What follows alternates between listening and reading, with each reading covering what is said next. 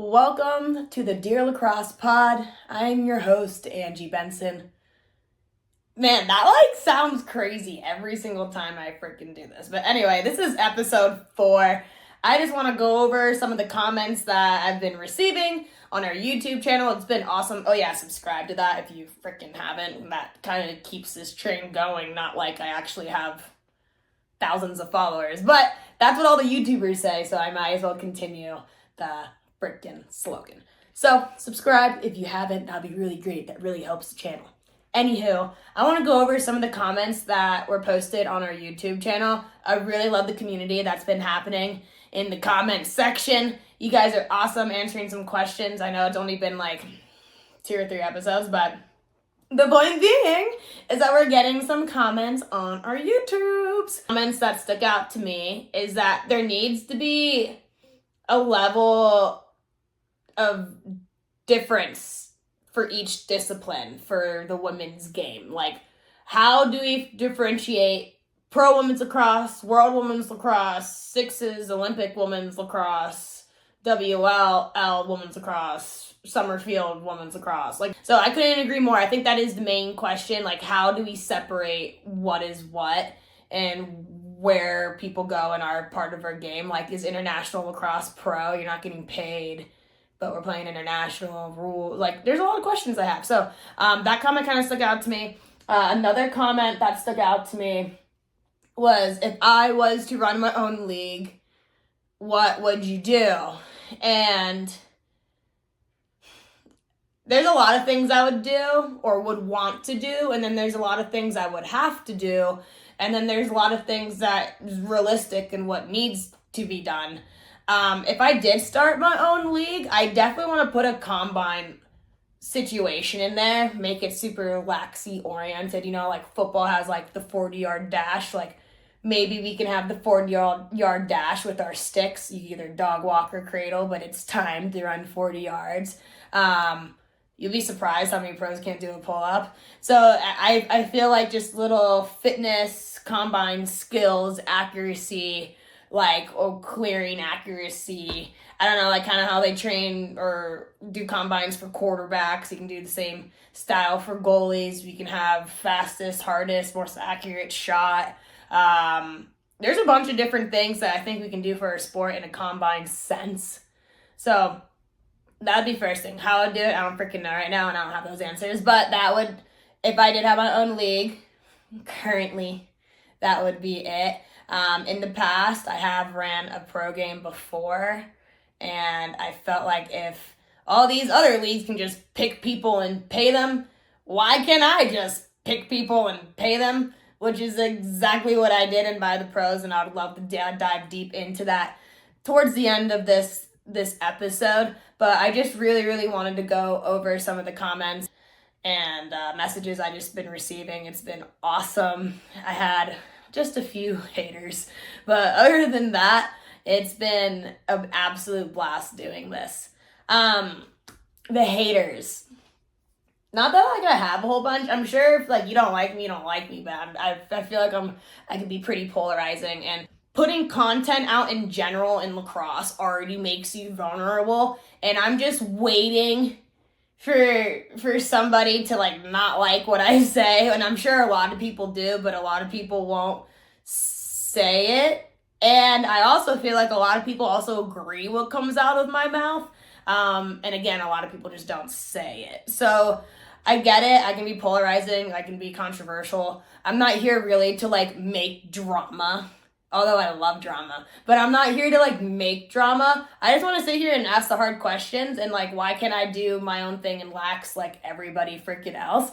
And I feel like this lane in the lacrosse world is wide open because we do sugarcoat so much and I just I'm cool, dude. I don't really need to play. I've accepted I'm probably never playing again, and it's cool. The opportunity's there. Best believe I'll jump all over it and give it my 110%. But I'm healed. You already took my playing privileges away. I'm competitive in another sport/art. I'm on my way to get my pro card somewhere else.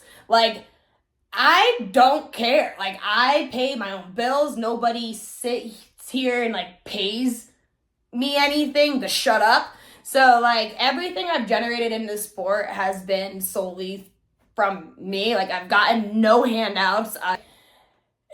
Like, this is, like, the least of my worries, and I feel like I just have nothing to lose, but I do want to put it out there. I do make myself pretty vulnerable. I feel like this podcast can either do super well for the lacrosse world, which is what I want. I want people to learn what is not exposed to them. I want things to be public knowledge. I want to talk about the hard conversations. I want to do all these things. But I also feel like this podcast could sit here and just blow up in my freaking face, and I can end up like some of these retired players. It is what it is. But yeah, I don't know. I just put myself in a target zone again. As much as I've been out of the target zone, now I just put myself kind of back in that target zone. So I don't know. If you don't like my shit, don't fucking watch it. Don't watch it.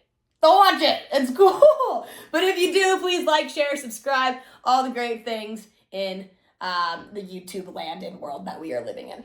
Not to make this episode about me, but honestly, it might turn into that for whatever reason. I just feel like my story wasn't necessarily heard, or I didn't have a platform that really heard me out during my experience in playing in this sport. And I feel like my story could help a lot of people, can give a lot of clarity to a lot of things as to why Lax is the way it is. Like, maybe I was just a victim of the system. Like, who the hell knows? Maybe I brought things on myself.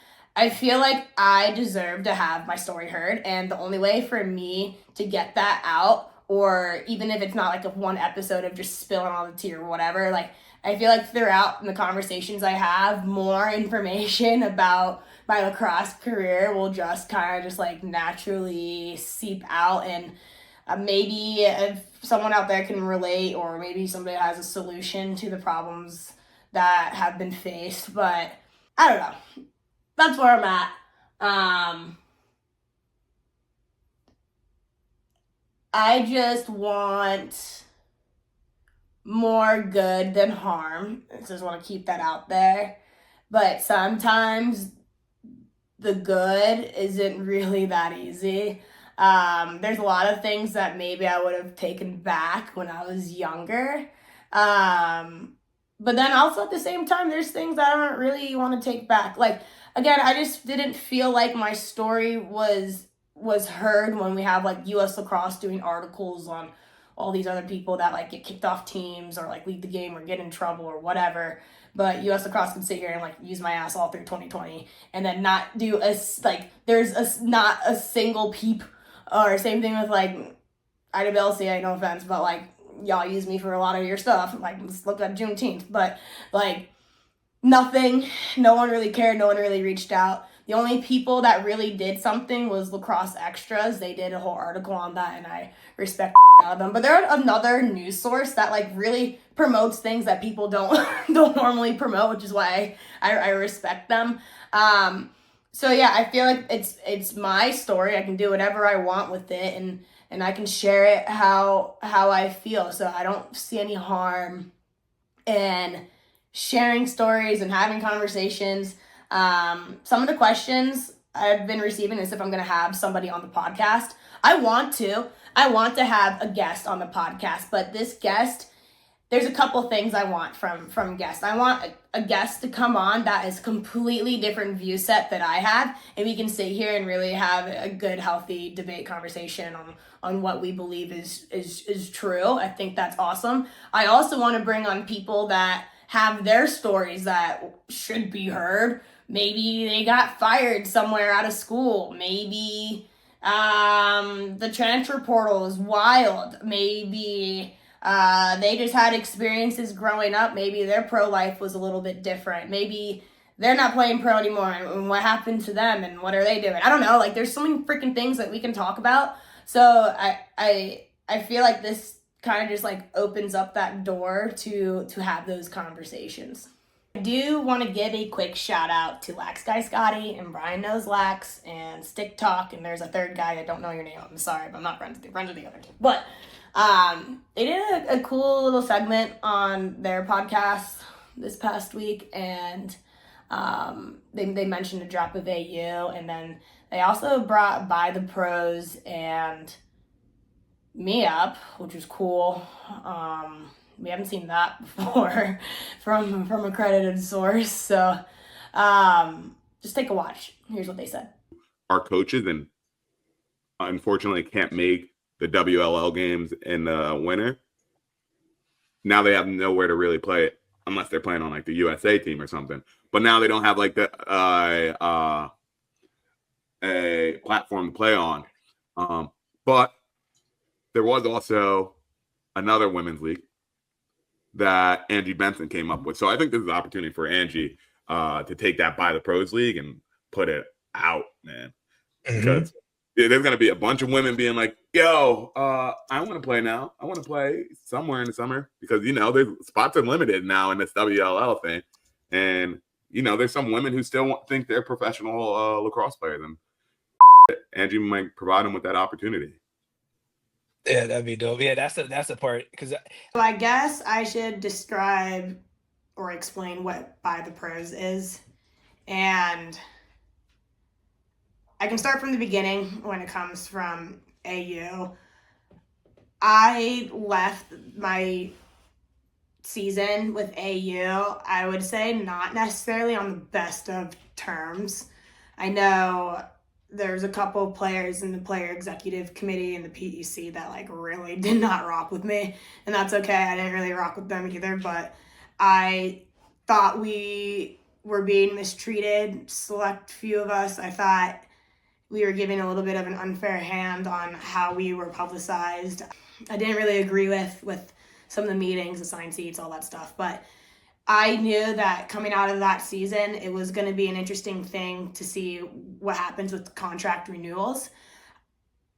I saw the first round of contracts go out, starting to see who the people that they picked, and I'm looking at statistics, I'm looking at stats, I'm looking at this, and then they're like point system. I'm like, all right, whatever. In my head, I'm looking at stats. In my head, I'm looking at playing time. I never not played a game. The only game I didn't play was the game I was concussed, and I probably was still concussed when I continued playing. But that was it. I never not played, where I knew that there's people who had contracts that didn't even touch the freaking field, and those same people were also in charge of my contract. So,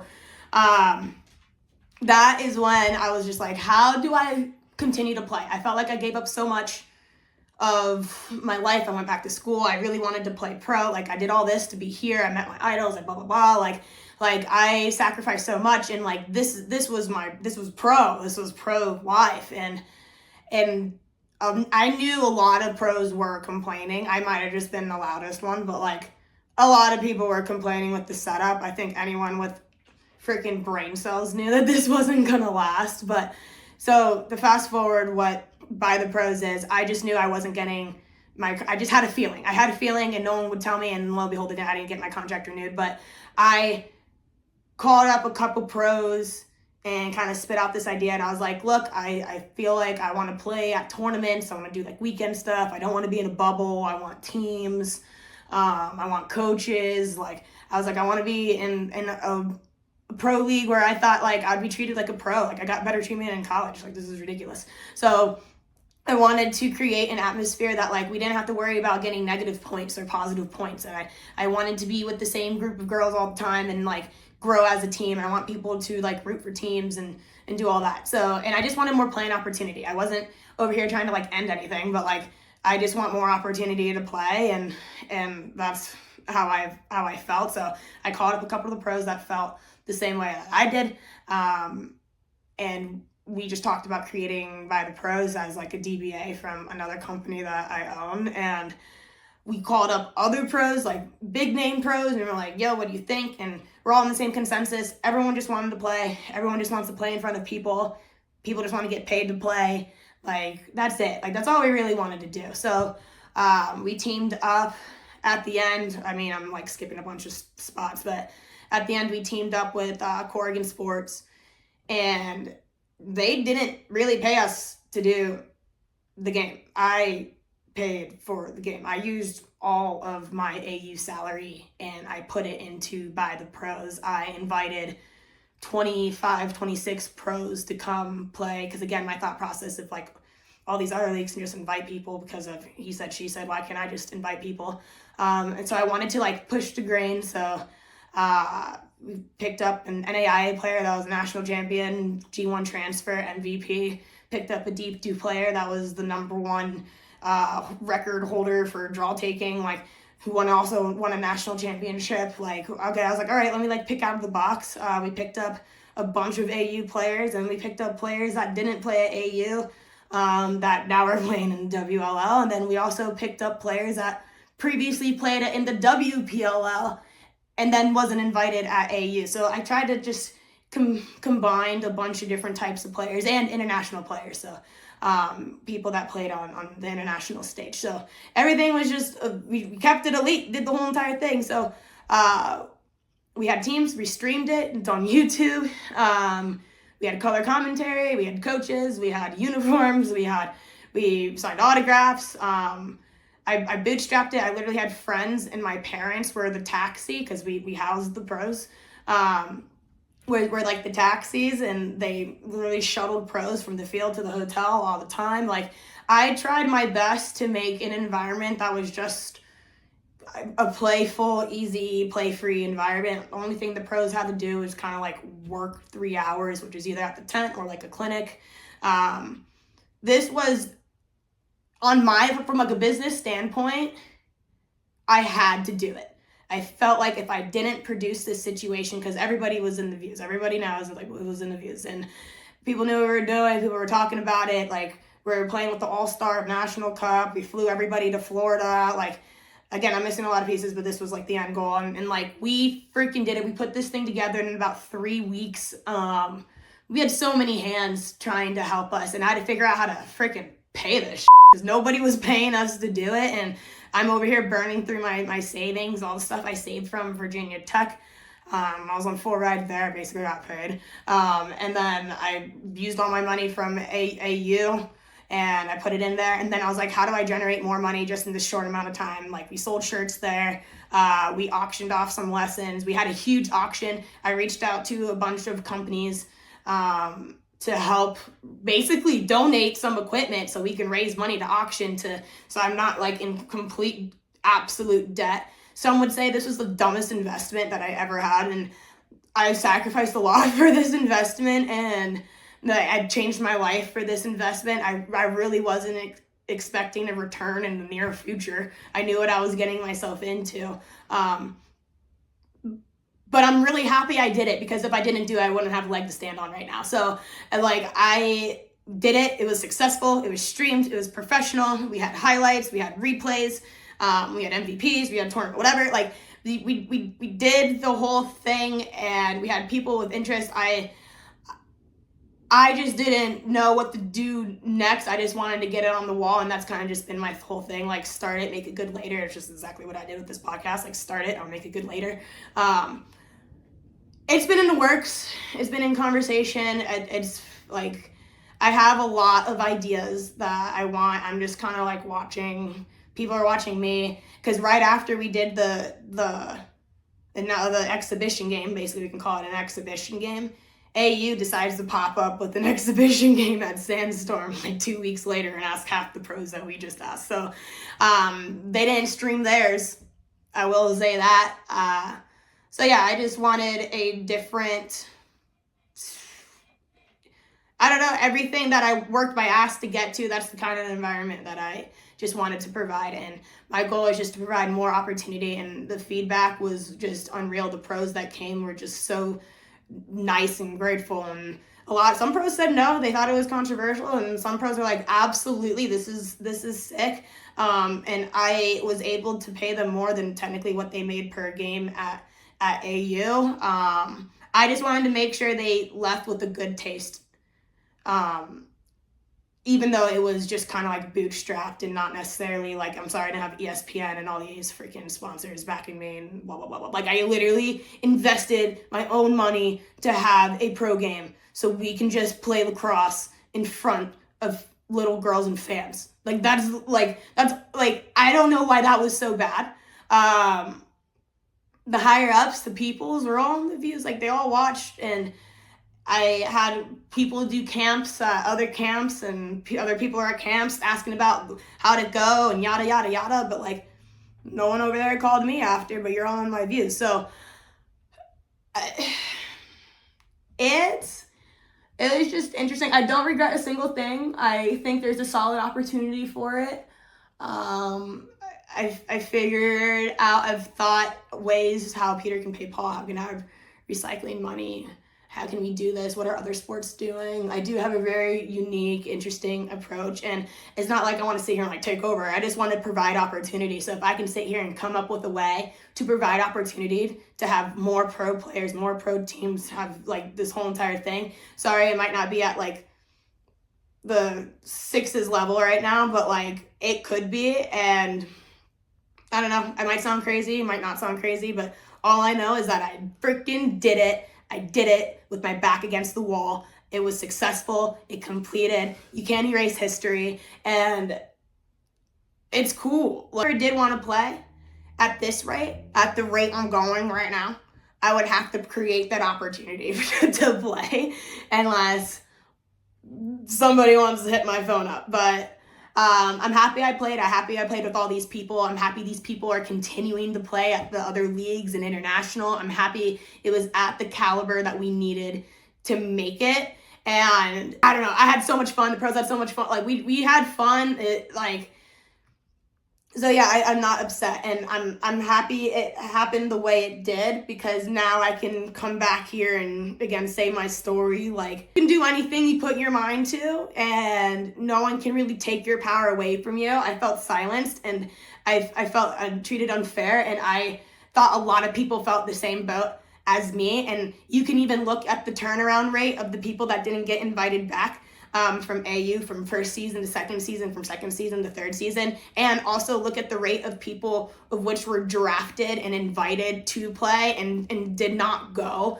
Obviously, there was an issue how things were ran. There's a reason why all these people retired. It could be because they were college coaches as well, but like anyone with a half a brain cell could have guessed that AU was not freaking lasting. So I just wanted to beat people to the punch and make something exist right away, which is what I did.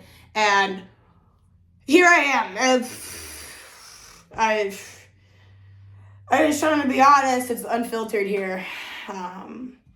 So that's the tea I got with By the Pros. So in conclusion, I just want to like a whole sob story. Sorry, guys. In conclusion, this is women's lacrosse. This is women's lacrosse. This is it. Someone has to do something. We have yet to have anything like really woman owned in things, doing things. Like if we're gonna look at the WNBA, like, or unrivaled. So it's, there's a lot of things to say, but I don't want to make these episodes about me, really. I just want to like talk the talk. But this one, since By the Pros was brought up, I do want to explain how it happened, what encouraged it, the motive behind it, and obviously the ultimate goal. Is it dead? I don't think so. I don't think it's dead. I still pay for my company, so and I'm still paying off the goddamn debt. So I don't think it's dead. I just don't know when we bring it back to life, and I just want to be really strategic when I do, because I don't want to sit here and just make it clicky. I think that's the last thing I want to do. So hopefully you guys enjoyed this episode. Let me know in the comments if this is the route I should go. I don't really want to go this route. I want to bring on other people, and I want to just talk about other things. I know some things went down in the club scene. I want to talk about that. I know these club teams are like just buying out all these smaller clubs. It's crazy. So yeah, I think that's cool. But thanks for listening. Sorry, this is a sob story. Next week will be better. Peace.